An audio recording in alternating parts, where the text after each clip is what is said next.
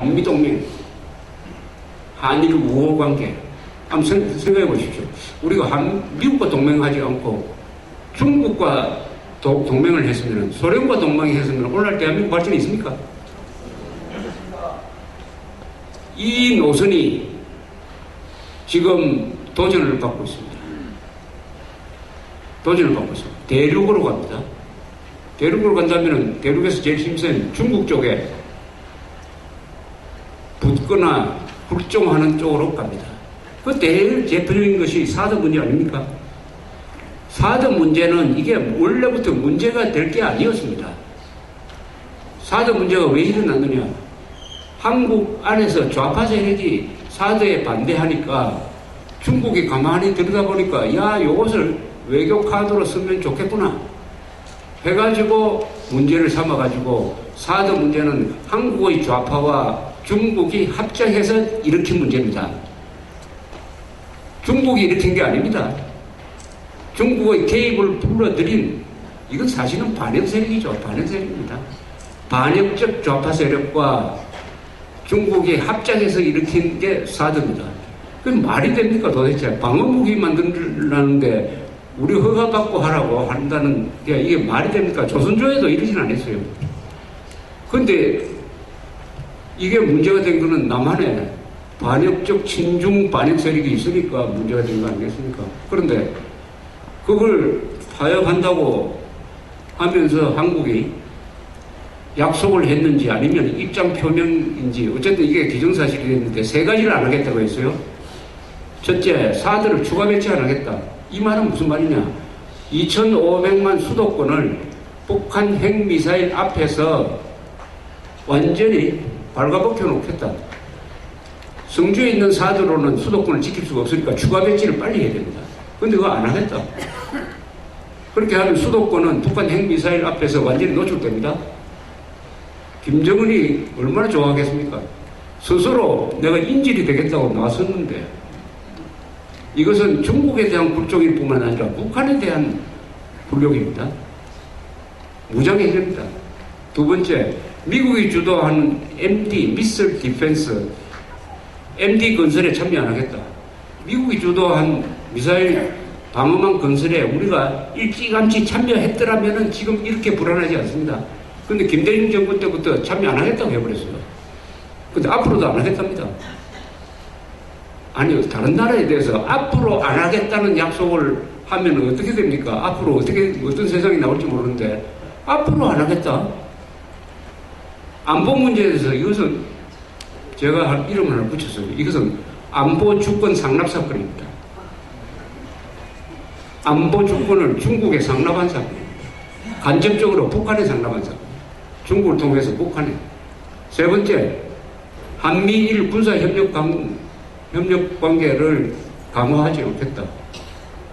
이게 말이 됩니까? 한미일 군사협력 관계가 이미 강화되고 있는데 한미 간에는 군사동맹이고 미국과 일본 사이에는 군사동맹 관계니까 자연스럽게 한미일 군사동맹 관계 아닙니까? 여기에 한국의 보수 세력이 그동안에 치명적인 과오를 저지른 게 있습니다. 그건 뭐냐? 독도와 종군 위안부 문제에 대해서 너무 집착함으로써 한국 보수 세력이 반일에 앞장서고 한국 보수 세력이 반일에 앞장서면은 그것은 결과적으로 반미로 갑니다. 그것은 북한만 즐거워하는 겁니다. 한반도에서 전쟁이 일어나면은 일본에 있는 7개 미 해군 공군기지에서 비행기가 뜨고 군함이 와서 한국을 지원하게 되어 있습니다. 유해군 사령부는 전방사령부가 용산에 있지만 부방사령부는 일본에 있습니다. 일본에. 그러니까 한일 관계가 나빠지면은 그 손해는 우리만 보게 되어 있습니다. 그런데도 과거사 문제를 가지고 반일을 하다 보니까 드디어 일본이 우리는 미국하고만 앞으로 친하면 되겠구나. 한국하고는 이게 가망이 없다. 미국도 가봐보니까 일본만 아껴주는 이런 판이 되어버렸습니다. 자, 어쨌든 세 가지를 안 하겠다고 했어요. 이런 일이 일어나면요, 우리 국민 전부 다 들고 일어나야 됩니다. 우리 생명은 누가 지켜주느냐? 중국이 지켜주나? 왜 안보 주권? 안보 주권이라는 것은 뭡니까? 국민들의 생명, 재산, 자유를 지켜야 할 정부의 불가침의 신성한 권한입니다. 그걸 왜 중국한테 줍니까?